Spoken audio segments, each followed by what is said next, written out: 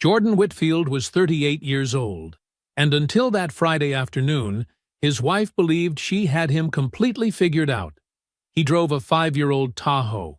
He coached youth basketball on Saturdays. His neighbors knew him as a logistics consultant. Quiet, steady, easy to overlook. Brianna had spent 6 years beside this man and decided he simply wasn't enough. So she found someone she thought was more: her boss, Regional VP Dominic Hale, with his leased Mercedes and his tailored suits, and his absolute certainty that he was the most important man in every room he entered. That afternoon, Brianna walked into her husband's home office carrying divorce papers she'd already filed. Dominic standing in the doorway behind her like a prize she was showing off. She had no idea that the quiet man sitting at that desk owned the company where she and Dominic both collected paychecks. And when Jordan opened his desk drawer and placed his CEO credentials flat on the table, the silence that followed lasted only a few seconds. But it changed everything. Before we jump into the story, comment where in the world you are watching from and subscribe, because tomorrow's story is one you need to hear. The dashboard loaded at 5:47 in the morning. Jordan Whitfield sat at the desk in his converted sunroom, still in the gray t-shirt he slept in, a mug of coffee steaming beside the keyboard. The screen filled with numbers: revenue lines, shipping volume, contract margins, regional breakdowns across 6 states. $40 million of annual business, moving freight through the American Southeast, organized into neat rows that only a handful of people in the world were cleared to see. He read through it in 11 minutes. He didn't take notes. He never needed to. The numbers lived in his head the way addresses lived in a mail carrier's: automatic, mapped, part of the muscle. Then he closed the laptop, opened the news app on his phone instead. That was the transition. Dashboard to headlines, CEO to regular man. He did it every morning like flipping a switch, and the switch was easy because he'd built it to be easy. The discipline wasn't performance. It was just who he was. Outside the kitchen window, the Atlanta suburb was waking up slowly. A neighbor walked a dog down the sidewalk. A sprinkler came on across the street. The sky was that soft gray pink of early morning, the color of a city that hadn't fully committed to the day yet. Jordan got up and made a second cup of coffee. Then he made Brianna's too, set it on the counter the way he always did. Cream, 1 sugar. He'd been doing it for 6 years without being asked. By 8 o'clock, he was dressed in dark jeans and a plain polo. He drove a 2019 Chevy Tahoe with 61,000 miles on it. Dark blue, clean, nothing special. His neighbors on Wexford Lane had formed their own quiet opinions about him over 3 years. Nice enough. Keeps to himself. Does something in logistics, the kind of man you wave at and feel good about waving at, without knowing exactly why. What they knew: he coached youth basketball at the community center on Saturday mornings. He brought food to the block party every summer. He helped the Garcias carry furniture when they moved in. He nodded at people. He remembered their dogs' names. What they didn't know: he had a meeting with a city councilman next Thursday about a $2 million community development partnership. He had a CFO, a legal team, and a chief of staff. He had a company. None of that was their business. That was the point. Brianna came downstairs at 8:22, already put together. Blazer, heels, hair done. She moved through the kitchen with efficiency, the kind that didn't include him. She picked up the coffee he'd made, took 1 sip, set it back down like she'd forgotten about it. "I've got a client call at 9, she said, without looking up from her phone. "Okay." He was leaning against the counter. "I made eggs if you want." "I'll grab something at the office." She picked up her bag. She crossed the kitchen. She kissed him on the cheek, the corner of it, barely landing, and was gone. The front door clicked shut behind her. Jordan stood there for a moment. Then he turned back to the stove and finished his eggs. It wasn't one thing. It was never one thing. It was the phone, screen side down on the coffee table every evening for the past 2 months, like it had always been that way, like he wouldn't notice the change.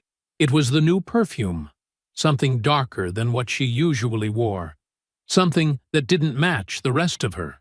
It was the gym membership she'd signed up for in January and used maybe 4 times. It was the way she laughed differently on the phone when she walked into the other room to take calls. It was the late nights, client dinner, team happy hour. Stuck on the connector, just leave without me. Small things, each one fine on its own. Together, they made a picture Jordan had not yet allowed himself to name. He noticed. He always noticed. He just didn't react. Reaction without information was only noise, and Jordan Whitfield did not make noise. He was on the road by 9, heading to a site visit, when his phone buzzed through the Tahoe's speakers. Petra. Morning. Petra Okafor's voice was crisp, already several steps into the day. I've got something for you before I send it up the chain. Vendor billing irregularity, flagged by accounts payable yesterday afternoon. It's in the Southeast carrier contracts, specifically the accounts under Hale's region. Jordan merged onto the highway. What kind of irregularity? Invoice amounts that don't match the rate agreements. 3 separate carriers over the last 2 quarters. The gaps aren't huge individually, but they're consistent. Consistent how? Consistent like they were supposed to be. She paused, like someone knew exactly how large to make them. Jordan was quiet for 3 seconds. Pull the full audit trail. Don't loop in anyone else yet. Just you and me. Already started, Petra said. I'll have it to you by end of day. Good. He signaled to change lanes. Quietly, Petra. Always. Brianna's text came at 4:11 that afternoon. Working late tonight. Don't wait up. Jordan read it once. He set his phone face up on the kitchen counter. He always left it face up, and started cooking dinner for 1. He ate slowly. He washed the dish. He turned off the kitchen light. Then he sat back down at the table in the dark and did not move for a long time. The receipt was small, white, folded once, barely the size of a business card. It slipped out of Brianna's coat pocket and landed on the laundry room floor without a sound. Jordan almost didn't see it. He was pulling her dry cleaning off the hook to hang in the closet, something he'd done 100 times, because he was that kind of husband, when the paper caught the light. He picked it up, unfolded it. Canopy Restaurant and Bar. Table for 2. March 14th, 8:47 p.m. He read it twice. Then he set it flat on top of the dryer. March 14th was a Thursday. He knew exactly what Brianna had told him about that Thursday. She'd called him at 6 in the evening, voice easy and casual, said the client dinner ran long, said she was heading straight home. She was back by 9:30. He'd been on the couch. She'd kissed him hello, said the food was terrible, laughed a little, said the client talked too much. Table for 2. He looked at the receipt for another moment. Then he folded it back the way he'd found it, tucked it into his own pocket, and finished hanging up the dry cleaning. He did not go find Brianna. She was upstairs. He could hear the television.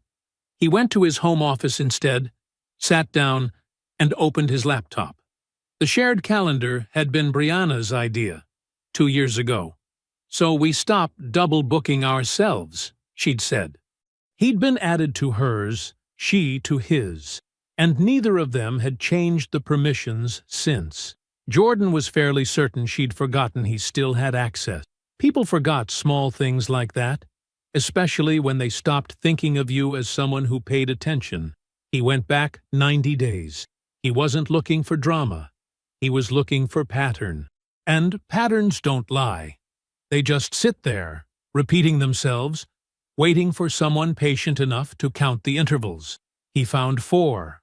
4 evenings marked client meeting or team dinner that landed on the same day of the week, Thursday, spaced almost exactly 3 weeks apart, each one running past 9 o'clock, each one followed by Brianna being home before 10.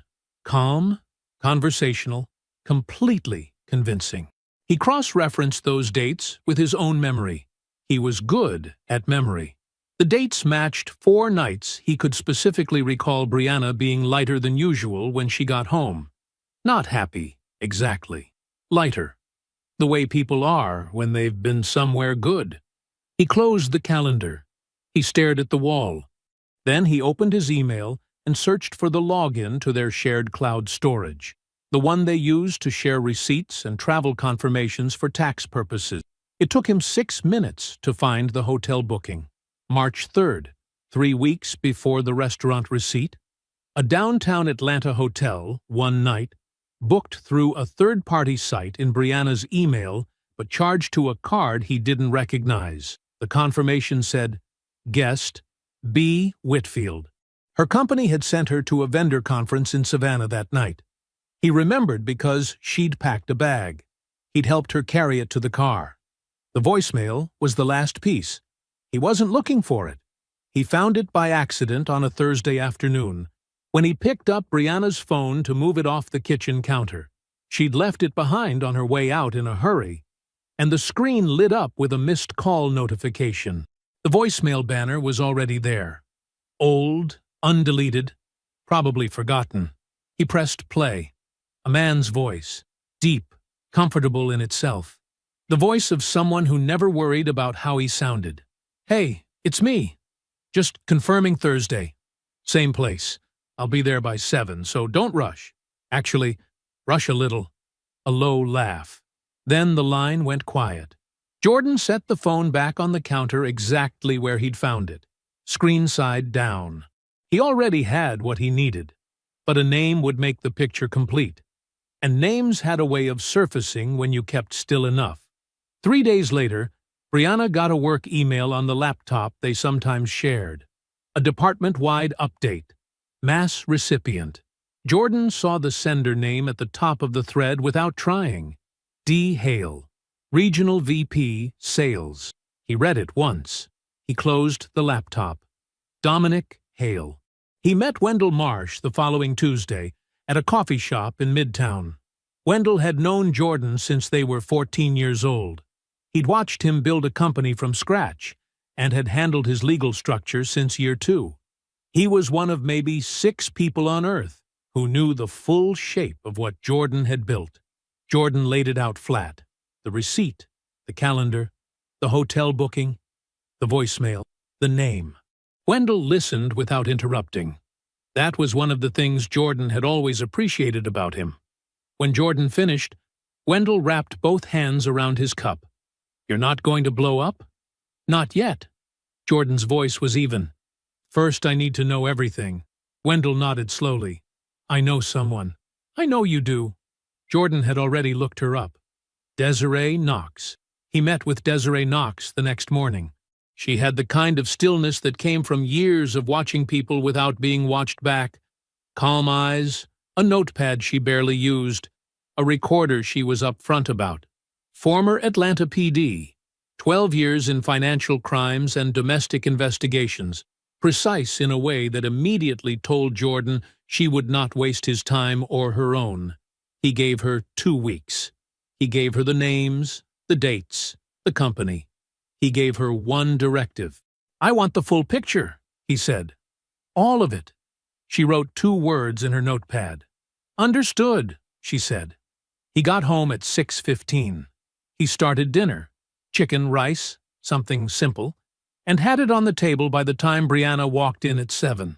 She sat down across from him and talked about her day. A difficult client call, a colleague who frustrated her, a meeting that ran long.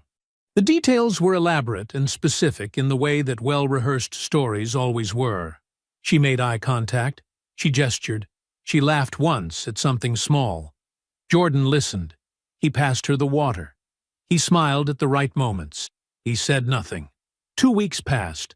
Jordan moved through them the way he moved through everything difficult. Steadily, without performance. He went to work. He coached basketball on Saturday. He had dinner with his mother on Sunday. He came home each night to a wife who was increasingly somewhere else, even when she was standing right in front of him, And he said nothing, and he waited. Desiree Knox sent progress updates every 4 days. Clean, factual, no editorializing. Jordan read each one at his desk with the door closed, and then filed them in a folder he kept locked in the bottom drawer. The picture was filling in. He didn't like what he was seeing. He kept looking anyway. The call with Apex Meridian's CFO, Raymond Chu, had been on the calendar for 2 weeks. Routine quarterly review, revenue projections, operating margins, the vendor audit that Petra had flagged now entering its formal documentation phase. Raymond was thorough and unhurried, the kind of financial mind Jordan had come to depend on, and they were 20 minutes into a clean, productive conversation when Jordan heard the front door open. He glanced at the clock in the corner of his screen. 2:14 p.m. on a Friday. Brianna wasn't supposed to be home until after 6. He heard footsteps in the entryway, then a second set. "Raymond," Jordan said, his voice unchanged. "Let me call you back in a few minutes. Something just came up." He ended the call. He set his phone face up on the desk. He turned his chair toward the office door and waited. She appeared in the doorway first. Brianna was dressed deliberately. A blazer he recognized, hair done, posture held in the careful way of someone who had practiced this moment in a mirror. She was carrying a manila envelope in both hands, fingers pressed flat against it like she needed to feel its edges to stay steady. She looked composed, prepared, like a woman who had decided exactly what she was going to say and had said it enough times in her head that she believed the saying would be easy. Behind her, filling the doorway of Jordan's own home, stood a man Jordan had never been in the same room with. He didn't need an introduction. He recognized the tailored suit, the lifted chin, the way the man's hands sat loose in his pockets, easy and unhurried, the posture of someone who had decided before arriving that this situation already belonged to him. Dominic Hale looked around the office once, a quick, taking inventory kind of look, and then settled his eyes somewhere slightly above Jordan's head. Brianna stepped forward and set the manila envelope on the desk. "Jordan," her voice was steady, practiced, "I need you to hear me out." He didn't reach for the envelope. He looked at her. "I've been unhappy for a long time," she said. "I don't think you've seen it. Or maybe you did, and we stopped talking about real things a long time ago." She took a slow breath. "I need more than this. More than this." She gestured once, vaguely, at the room, the house, the shape of their life together. "And I've found it." She glanced back over her shoulder at Dominic. It was a brief look, but it carried everything. Pride, confirmation, the quiet satisfaction of a woman presenting evidence of a better choice. Dominic's chin lifted a degree higher. Jordan looked at him for a moment. Then he reached forward and picked up the envelope. He opened the clasp. He slid out the first page of the filing and read it. Not skimming, actually reading, moving through the language line by line in the particular way he read every document that mattered. He set it back down. "Dominic Hale," he said. His voice was calm and flat. "Regional VP of Sales." Dominic blinked. Something moved behind his eyes. A small recalibration. "You know who I am?" Jordan looked at him without expression. "I know exactly who you are." He opened the bottom drawer of his desk. He reached in and placed his Apex Meridian credentials flat on the desk surface. Not the consultant's badge, not a vendor pass, not anything Dominic or Brianna would have expected. The CEO's credentials. His name embossed on the card. His authorization level printed clearly beneath it. Then he turned his laptop around. The executive dashboard filled the screen. Jordan's name sat at the top of the authorization chain. Jordan Whitfield, Chief Executive Officer, with the full operational structure branching beneath it. Every department, every reporting line. The signature chain on every major contract the company had executed in the past 18 months. He let them look. The silence was immediate and complete. Brianna's composure came apart slowly, like paper getting wet. Not all at once, but in stages. The edges first, her eyes moving from the screen to the credentials to Jordan's face and finding nothing there to hold on to. Dominic had gone very still. The chin came down. The easy posture in the doorway tightened into something new. Something that understood, suddenly and completely, what 18 months of skimmed vendor contracts looked like from where he was now standing. Jordan picked up his phone. He dialed Petra. "Monday morning," he said.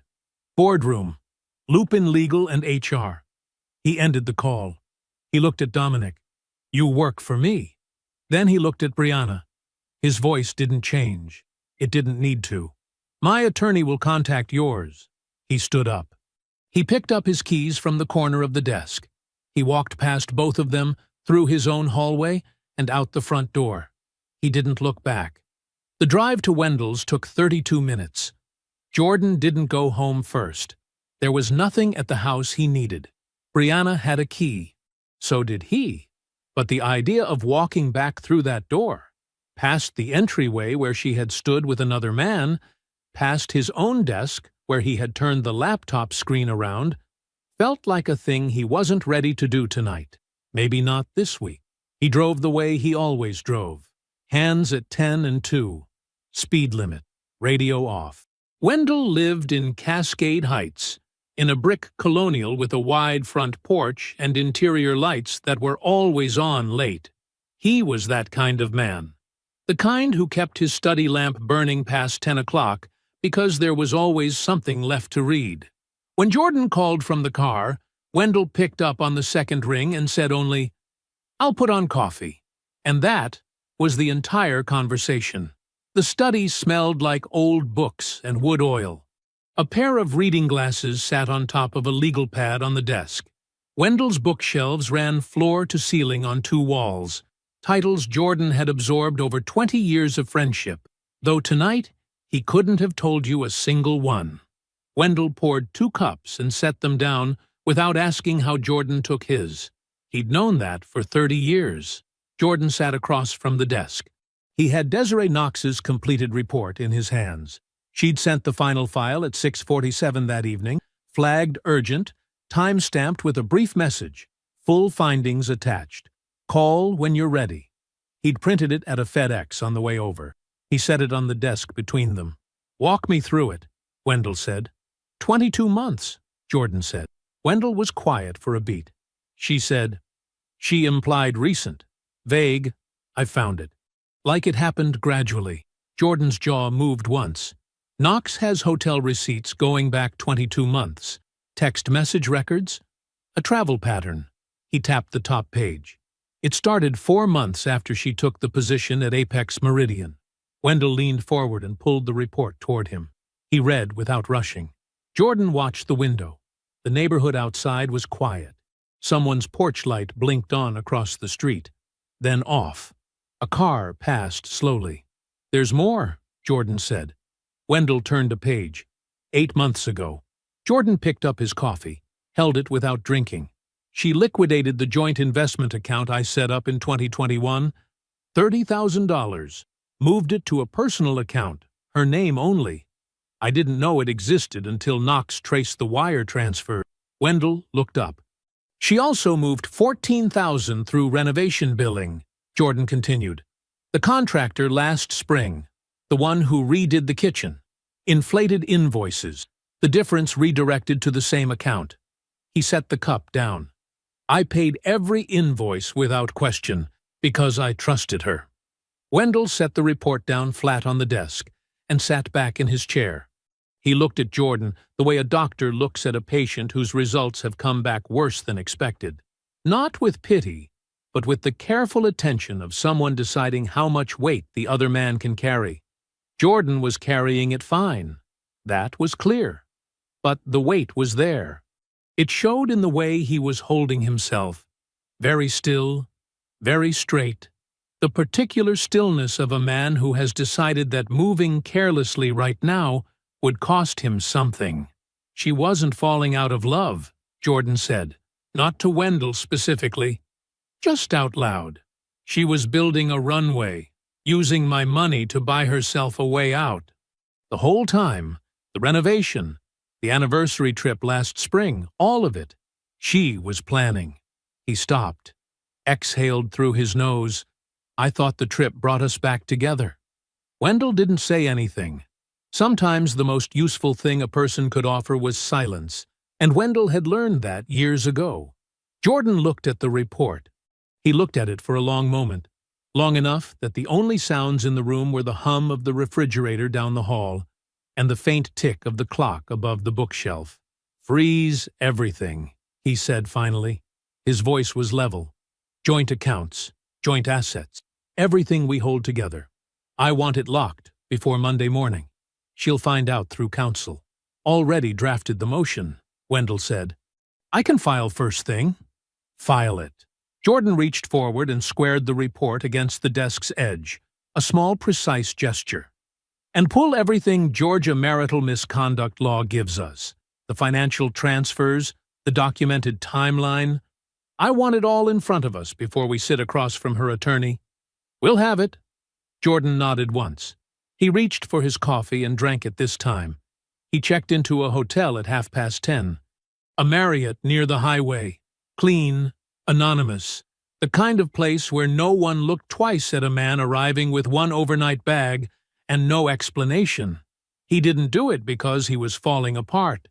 He did it because he thought better in spaces that didn't have history in them. The week ahead would require the clearest thinking he had ever done, and he was not going to spend Sunday night in a house full of the wrong kind of noise. He set his bag down. He opened his laptop. He started the week. Jordan pulled into the Apex Meridian parking lot at 7:14 Monday morning. He drove his 5-year-old Tahoe. He parked in the CEO spot. No sign, no nameplate, just a number stenciled in faded yellow paint near the stairwell entrance. He had always preferred it that way. He took the stairs. By the time he reached the 3rd floor, word had already moved through the building, the way word always moves through a building when something has shifted. Not through announcements, not through email, through the small, invisible signals people read without knowing they're reading them. The way the receptionist straightened when she saw him, the way 2 managers near the copy room stopped mid-sentence and found somewhere else to be. Jordan had not been in the building in 3 weeks. That was not unusual. His presence was never guaranteed, and his team was built to run without constant supervision. But there was something different today, and the people who worked for him felt it, the way you feel a change in air pressure before a storm. Nothing visible, just a knowing. He went straight to the executive conference room on the 4th floor. Petra was already there. She had the binders ready, 4 of them, identical, stacked in a neat row at the center of the long table. She had also arranged coffee, a legal pad at each seat, and the projection system already loaded and waiting. When Jordan walked in, she looked at him for exactly 1 second longer than usual. "Everyone's on their way up," she said. "Good," Jordan said. He set his bag down, took off his jacket, and hung it over the back of his chair. He did not sit yet. Petra studied him the way she sometimes did. Not intrusively, just with the practiced attention of someone who has worked beside a person long enough to read weather in them. "You okay?" she asked. "I'm focused," he said. Which was true, and which was his way of answering, and not answering at the same time. She nodded once and didn't push. That was why he trusted her. The executive team filed in over the following 10 minutes. Jordan's CFO, his VP of Operations, his general counsel, and 2 outside attorneys from the firm Wendell had referred, both specialists in corporate fraud and financial recovery. Nobody asked why outside counsel was present. Nobody asked about the binders. They sat down, poured coffee, and waited. Jordan stood at the head of the table. "I'll keep this tight," he said. "Petra, take us in." Petra clicked the first slide. A vendor account summary appeared on the screen.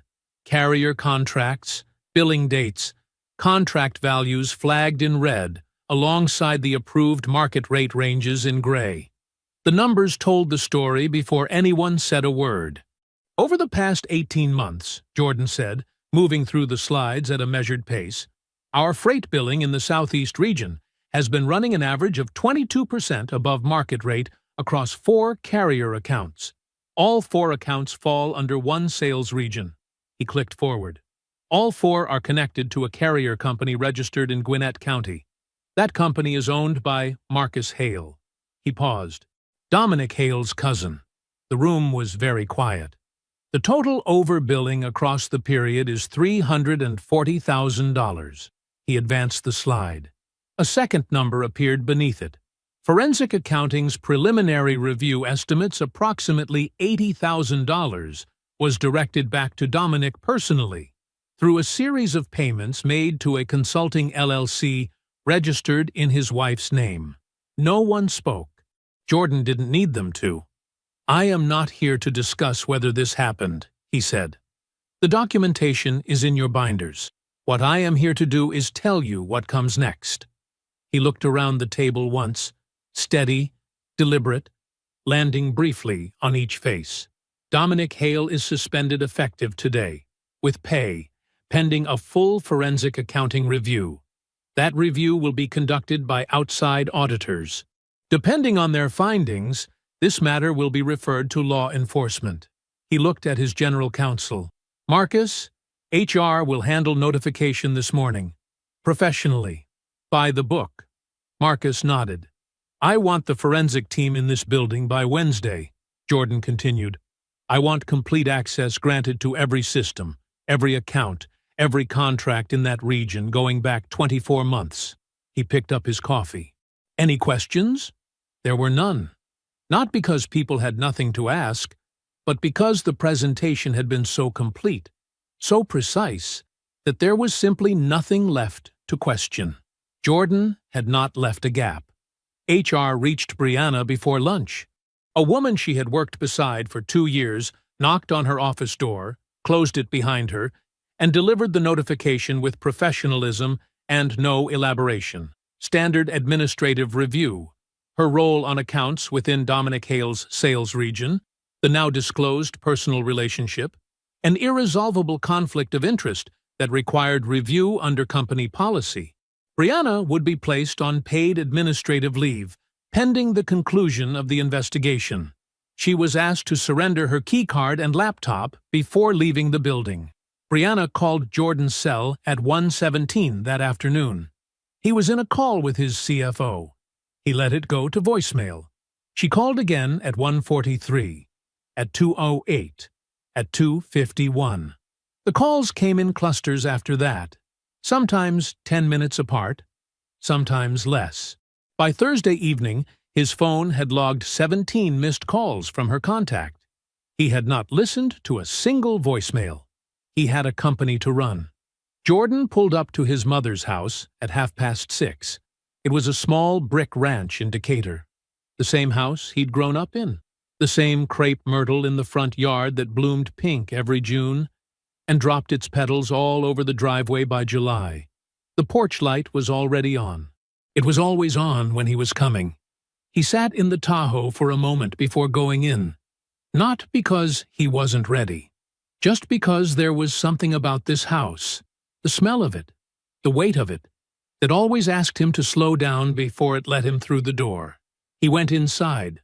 Cecile Whitfield was 71 years old and moved through her kitchen like she owned the laws of physics.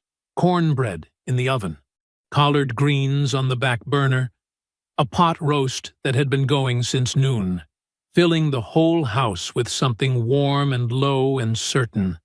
She hugged him at the door, a real hug, both arms, the kind that didn't ask how you were doing, because it already knew. She looked at his face when she pulled back. She held his gaze for just a moment longer than usual. Sit down, she said. Food's almost ready. He sat at the kitchen table, the same table he'd done homework at, the same table where she'd told him his father was working doubles again, and they'd be fine. The wood was worn smooth at the edges. He put his hands flat on it. They ate without rushing. She asked about the company. He gave her real answers. not the short version he gave people who wouldn't understand the long one. She listened the way she always had, fully, without interrupting, the way 30 years of teaching had made second nature. It was only after she cleared the plates that she sat back down and folded her hands on the table in front of her. Jordan looked at her. He knew that posture. It was the posture of something she had been carrying for a while. "I need to tell you something," Cecile said, "and I need you to hear me out before you say anything." "All right," he said. She took a breath. "About 8 months ago, Tanya called me." The name landed quietly. Brianna's maid of honor. A woman Jordan had always liked. Steady, plain-spoken, not given to drama. She'd seen them, Cecile said. Brianna and that man. At a restaurant in Buckhead, holding hands across the table. She paused. She said there was no question about what she was looking at. Jordan was very still. "She didn't know whether to come to you directly?" Cecile continued, her voice level but careful. "So she called me. She asked me what she should do." Cecile looked down at her own hands, and I told her I needed to think about it. She was quiet for a moment. I convinced myself that one witness, one sighting, that it wasn't enough to bring to you. That if I was wrong, if there was some other explanation. She stopped, started again. "I didn't want to be the one who broke your marriage on something I couldn't be certain of." She looked up at him then. Her eyes were clear, but the weight behind them was real. "I was wrong to say nothing. I have known that every day since." Jordan didn't speak right away. He looked at his mother, at the woman who had raised him alone, who had stretched a teacher's salary and never once made him feel the strain of it, who had always, in every matter that counted, chosen truth over comfort. She was choosing it now, even when it cost her something. "I'm not angry at you," he said. "Jordan, I mean it." His voice was quiet and steady. "You were trying to protect me. I understand that." He let a beat pass. "But I need to talk to Tanya." Cecile nodded. "She called me again last week. She's been carrying this. She wants to talk to you. Can you reach her tonight?" "Yes," Cecile said. "I can do that." They met the following afternoon at a coffee shop in Avondale Estates. Neutral ground, nothing Brianna had ever been to. Tanya was already there when Jordan arrived, seated at a corner table with both hands wrapped around a mug she wasn't drinking from.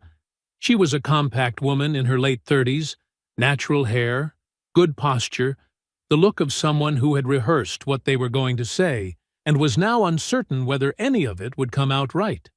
Jordan sat down across from her. "Thank you for coming," he said. Tanya looked at him directly. "I should have come a lot sooner than this." "You're here now," he said. "That's what matters." She exhaled slowly. Then she reached into her bag and placed her phone on the table between them. On the screen was a text conversation, a thread between her and Brianna, dated and time-stamped, stretching back further than Jordan had expected. "I kept them," Tanya said. "I told myself it was just in case. I didn't know in case of what." She pushed the phone closer to him. "Scroll up." He did. The messages started 26 months ago. 2 months into the anniversary trip Jordan had planned and paid for himself. 4 days in Savannah, the inn on the river, the dinner reservation he'd made 6 weeks in advance. The trip Brianna had smiled through.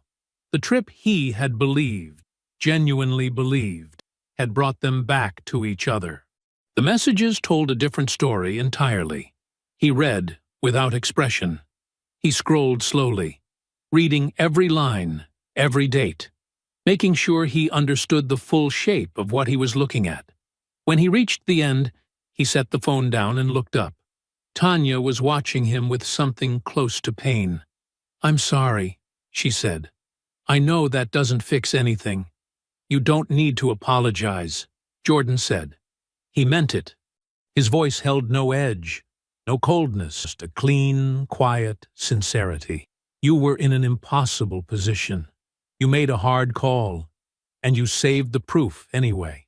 He looked at her steadily. "That took something." She blinked, nodded once. I'm going to need a copy of everything in that thread, he said. Screenshots, the original files, whatever your phone can export. My attorney will tell you exactly what format works best. He paused. Is that something you're willing to provide? Yes, she said without hesitation. Whatever you need. Thank you, Tanya. He held her gaze for a moment. I mean that. He sat in the Tahoe in the parking lot for a long time after she left. The afternoon light was going flat and gold through the windshield. He didn't move. Then he picked up his phone and dialed. Wendell answered on the second ring. Add everything to the file, Jordan said. The conference room on the 14th floor of Wendell's building had floor-to-ceiling windows that looked out over Midtown Atlanta. On a clear morning like this one, you could see all the way to the skyline. The glass towers catching the light, the city going about its business, indifferent and enormous. Jordan arrived at 8:50. The meeting was at 9. He set his coffee on the table, hung his jacket on the back of his chair, and sat down. He was wearing a charcoal suit. Nothing loud, nothing that performed. Wendell sat to his left, already reviewing notes. To Wendell's left sat Carol Dunning, a compact woman in her early 50s, with reading glasses on a chain, and a reputation in Atlanta legal circles for recovering assets from people who had spent months believing they were untouchable. She had a legal pad and 3 tabbed folders, and the energy of someone who had done this exact thing before and found it straightforward. At 9:03, Brianna walked in. She looked good. She had clearly thought about that. Her outfit was deliberate, professional, put together, the specific kind of polish that said, I am not falling apart. Her attorney, Gerald Spence, walked beside her, a trim man in his mid-50s with silver at his temples and a practiced expression of measured confidence. Brianna's eyes moved to Jordan when she entered. His stayed on the table in front of him for a half-second longer before he looked up, unhurried, completely calm. He gave her nothing, not coldness, not warmth, just presence. She sat down across from him. Gerald Spence opened.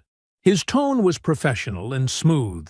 Jordan had to admit the man knew his job. He framed Brianna's position carefully. A 6-year marriage, contributions to the household, emotional labor, career development made possible through a stable home.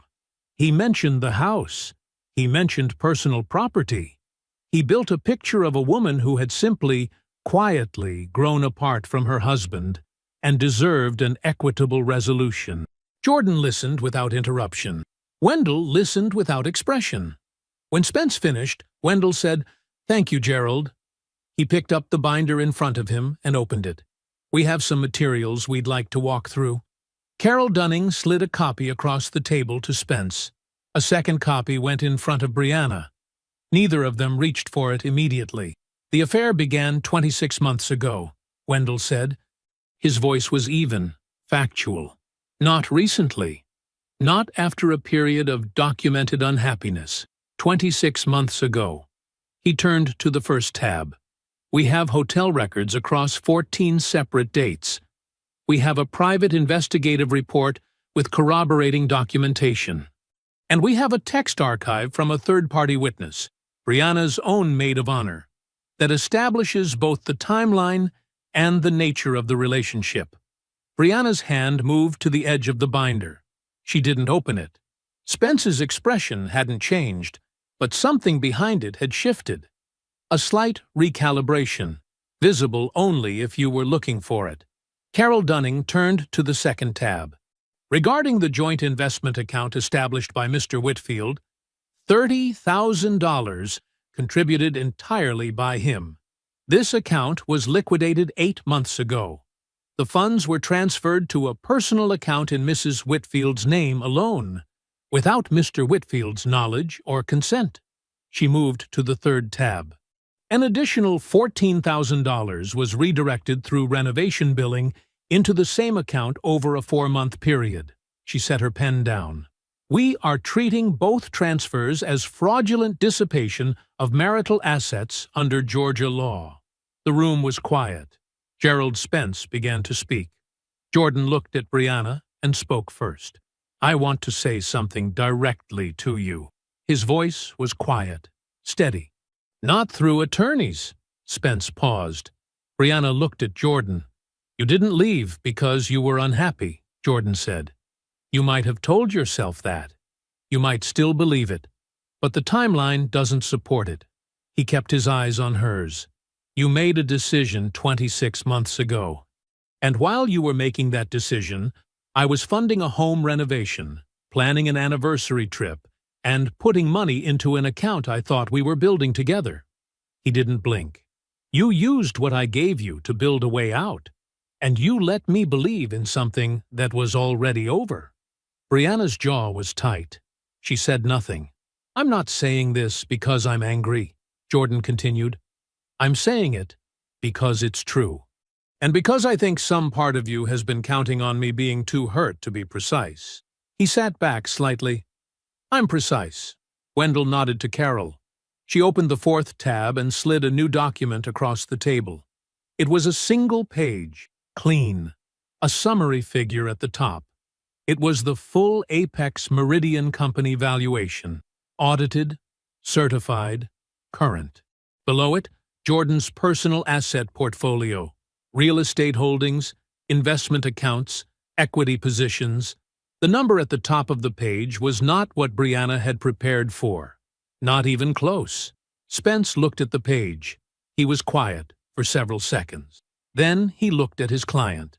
Brianna was still looking at the number. She had spent 6 years beside this man. She had decided he was small. She had decided he was a ceiling. She had built a careful, calculated plan around that decision. And now that plan was a document on a table, and the document told a story she had never once thought to ask about. Her composure, which had been engineered and maintained and carried all the way through the door, came apart in a way that wasn't dramatic. It was quieter than that. It was the look of a person doing math and not liking the answer. We'll need a few minutes, Spence said. Take 5, Jordan said. He pushed back his chair, stood, and walked to the credenza against the wall where the coffee was set up. He poured a cup. He looked out the window at the city. Behind him, he heard the door close. When they came back in, Gerald Spence sat down with the look of a man who had spent 5 minutes delivering information his client did not want to receive.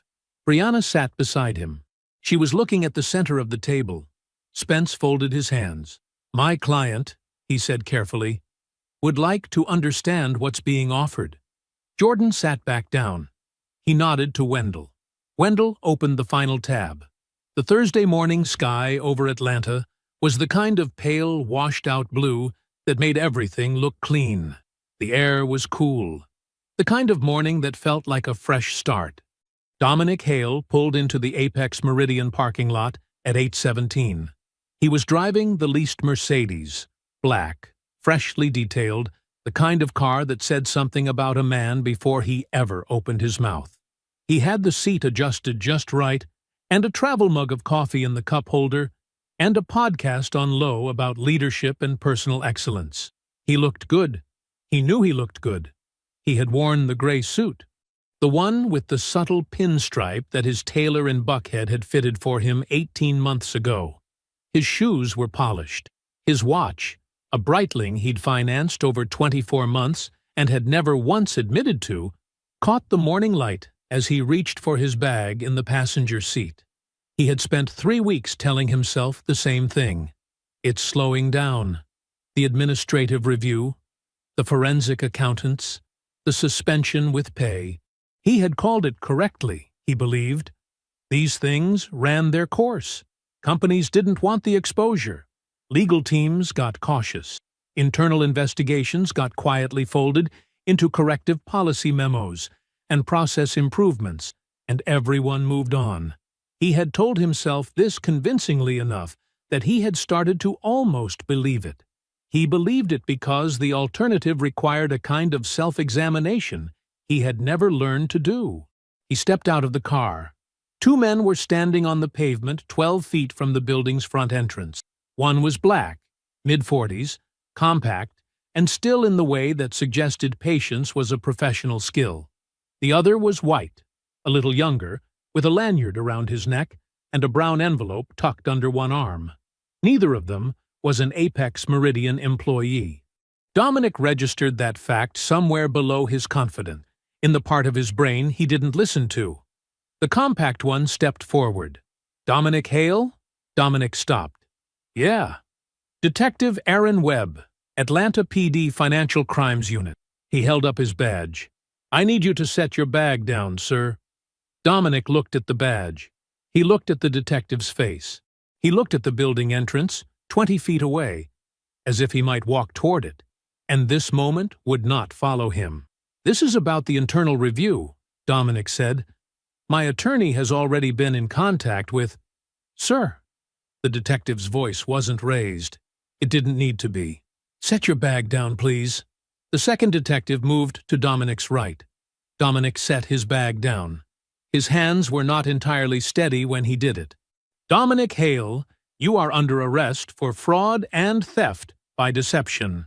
Detective Webb moved behind him.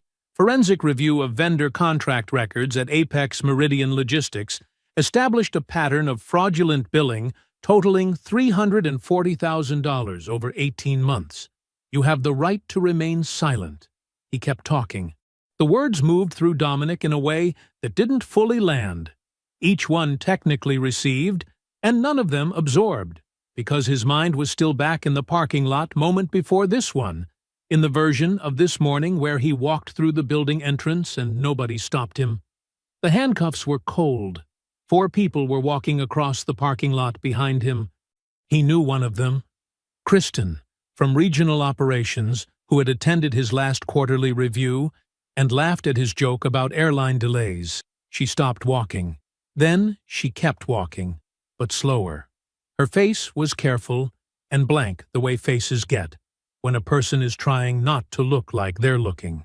The other 3 were people he recognized from the building, people who took the elevator with him, people who had nodded at him in the hallway and listened to him talk and absorbed the performance of a man who had spent 20 years making sure everyone in his orbit understood that he mattered.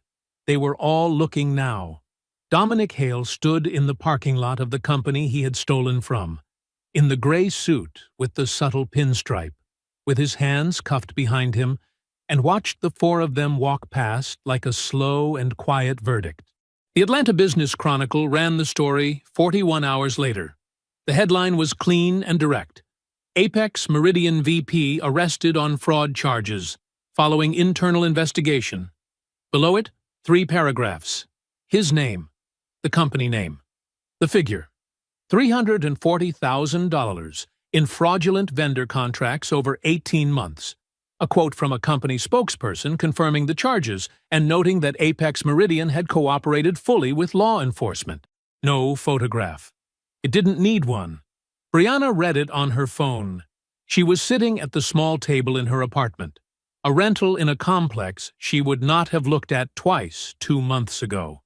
The table was just big enough for 2, though she was always alone at it now.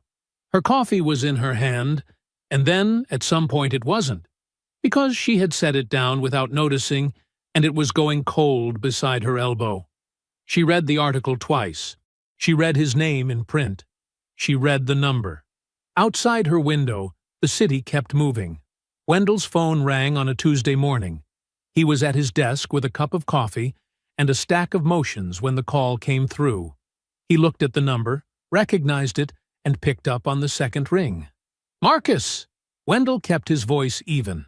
Marcus Gill, Brianna's attorney, was professional. Whatever personal feelings he carried about the position his client had put him in, none of it came through the line. That was a good attorney. Wendell respected it. "We're accepting the terms," Marcus said. "Full and final. All of them." A short pause. "All of them." The call lasted 4 minutes. Wendell made 2 notes on a legal pad, thanked Marcus, and hung up. Then he called Jordan. Jordan picked up on the first ring. "It's done," Wendell said. There was a brief silence on the other end. Not the silence of a man who was surprised. The silence of a man who had been waiting for a door to close and was simply listening to the sound of it. "Okay," Jordan said. Walk me through the timeline. The terms were what Jordan's team had prepared, and Brianna's attorney had privately known from the moment he reviewed the full asset disclosure, were the only terms that made mathematical sense. The house was not a point of negotiation. It had been purchased solely in Jordan's name. His credit, his down payment, his mortgage. Brianna's name was never on the deed. Her attorney had floated the argument that 6 years of shared habitation created an equitable interest. Jordan's team had responded with the deed, the purchase agreement, and 11 pages of Georgia case law. Marcus Gill had not raised the argument a second time. The vehicle was the same. Jordan's name, Jordan's payments, not a negotiation. The joint investment account, the $30,000 Brianna had quietly drained 8 months ago, was under active recovery proceedings. The $14,000 moved through the renovation billing sat in a separate filing. Together, those funds were subject to civil recovery as fraudulent marital transfers. Brianna's settlement reflected that. What she received was this: her personal property, boxed and scheduled for delivery. A cash settlement that her attorney had negotiated from Jordan's team with genuine effort and real skill. Fair by legal standard, clean, nothing to contest. And severance from Apex Meridian, processed separately by HR under the terms Jordan had personally directed. Against the life she had imagined, against the number she had seen on that laptop screen in Jordan's home office, it was a chasm. She signed on a Wednesday afternoon. Marcus Gill told Jordan's team it was the quietest signing he'd had in years. Brianna didn't cry. She didn't say anything at all. She simply picked up the pen and wrote her name and set the pen down and looked out the window of his office at the parking lot below. Marcus told Wendell this later, not out of cruelty, but because attorneys sometimes tell each other these things. In the way of people who have watched too many people arrive at tables, they set themselves. HR sent the letter on Thursday. It was written carefully. The kind of language that was precise without being punishing. Brianna's role on accounts within Dominic Hale's sales region, combined with the now fully documented personal relationship, created a conflict of interest that the company could not reasonably maintain going forward. No finding of direct involvement in the vendor scheme. No allegation of wrongdoing. A clean professional separation with full severance calculated according to her years of service. Jordan had been specific with HR. No theater. No public notice. Nothing that looks like punishment. He had built the company on a certain set of values, and those values did not disappear because the situation was personal. He wanted it done right. He wanted it done cleanly. She left the building on a Friday afternoon with a box of her things and a severance agreement in her bag. The same building she had walked into 5 years ago believing she'd found her footing. The same company she had told people she'd landed entirely on her own merits. The referral from Jordan, an irrelevant footnote she preferred not to mention. She had worked there for 5 years and never once thought to ask who actually owned it. Dominic Hale entered a no-contest plea 6 weeks later. His attorney had spent considerable time and effort trying to construct an alternative, but the forensic accounting report was 47 pages and left no room. 3 years probation. A financial judgment of $340,000 that would follow him through garnishments and credit reports and professional background checks for the better part of a decade. No prison time, which his attorney considered a win. Dominic, standing in the courtroom in a suit that was no longer freshly tailored, did not look like a man who had won anything. Jordan drove to Wendell's office on a Thursday morning 3 weeks after Brianna's signing. The final decree was on Wendell's desk, already reviewed, already correct. Jordan sat down, read through it one final time. Not from anxiety, but from the discipline of a man who always verified before he signed, and then picked up the pen. His signature was steady and even. He capped the pen and set it on the desk. He exhaled slowly through his nose, a long, quiet breath. the sound of something finished.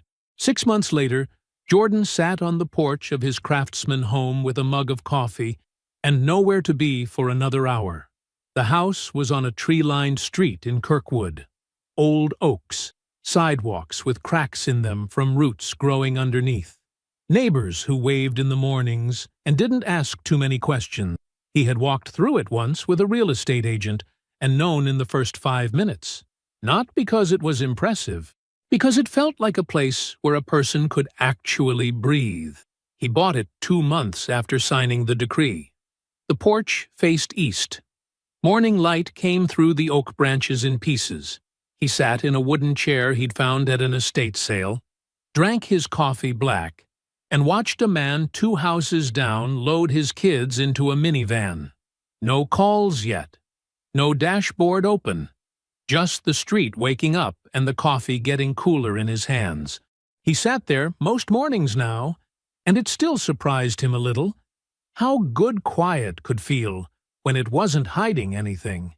The acquisition closed on a Wednesday in late October. Apex Meridian had been in talks with a regional competitor, a mid-sized carrier out of Birmingham, for the better part of 4 months. The deal added 3 new markets, a fleet of 42 trucks, and a logistics infrastructure that would take Petra's team the better part of a year to fully integrate. It was the largest expansion in the company's history. Jordan marked it the way he marked most things, with precision during the work, and with real presence afterward. The celebration dinner was at a restaurant in Inman Park. A private room, a long table, 8 people. His core executive team, outside counsel, Petra. No speeches prepared, no PowerPoint deck. Just a good meal and people who had earned the moment together. Petra stood up somewhere between the entrees and the dessert and raised her glass. To 12 years of watching Jordan make every single one of us look smarter than we actually are, she said. And to the next 12. The table laughed. Jordan shook his head and laughed with them. A real laugh, the kind that comes up from somewhere low in the chest without asking permission. He had forgotten for a while how that felt. He made a toast of his own, short. He thanked the people in the room by name. He meant every word. Saturday mornings were basketball. The same church gymnasium he'd been using for 3 years. The same group of 11 and 12-year-olds who argued about everything and worked hard when it mattered. He ran drills until they complained and then ran them again. He drove there in the Tahoe with a bag of equipment and a travel mug and came home 2 hours later, tired in the good way. Sunday afternoons were Cecile. His mother brought food she had already cooked at her own house and acted as though she hadn't, insisting she'd just thrown it together. He set the table. She talked about her garden, her neighbors, the book she was reading. They ate together on the back porch when the weather allowed. She had told him once, quietly, after one of those Sundays, that she liked what his face looked like now. He hadn't asked her to explain. He already understood. Petra had been angling for the setup for months. She mentioned Amara 3 separate times in the span of 6 weeks, each time casual, each time deliberate, each time reading Jordan's non-reaction as a green light she was simply waiting to use.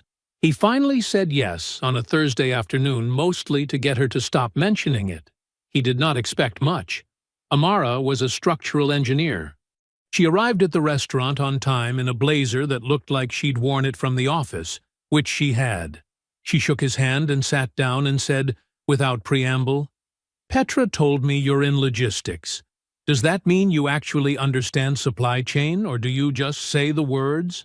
Jordan looked at her for a moment. "Both," he said. She smiled. It was not a performed smile. They talked about Atlanta's infrastructure problems for 40 minutes, before either of them looked at the menu. She had opinions about the city's highway system that were detailed and sharp and correct. He told her about a distribution routing problem his team had solved the previous spring, and she asked a follow-up question that was better than anything his own engineers had asked at the time. They ordered food somewhere in the middle of a conversation about bridge load ratings, and whether the city's growth would outpace its planning capacity inside of 15 years. The date ran 3 hours. He walked her to her car. She said she had a good time in a way that suggested she was surprised by the degree of it. He said the same. He meant it. He drove home on the highway with the windows down and didn't think about very much at all. He thought about Brianna sometimes, less than he expected, and differently than he would have predicted in the early weeks. Not with anger. That had burned clean a long time ago, leaving something quieter behind. Something that felt almost like clarity. She had shown him who she was before the fullest years of his life were spent on it. That was the truth of it. He was 38. The company was bigger than it had ever been. The house was real, and it was his, and it didn't require managing anyone else's perception of it. Monday morning, Jordan drove to Apex Meridian in his 5-year-old Tahoe. He pulled into the CEO's spot. No nameplate, no sign, just a space near the door that everyone on staff understood without being told. He cut the engine, grabbed his bag off the passenger seat. He took the stairs. He started the week. I hope you enjoyed that one. Be sure to like the video and subscribe so you don't miss the next story. I've picked out 2 more for you that I think you'll really like.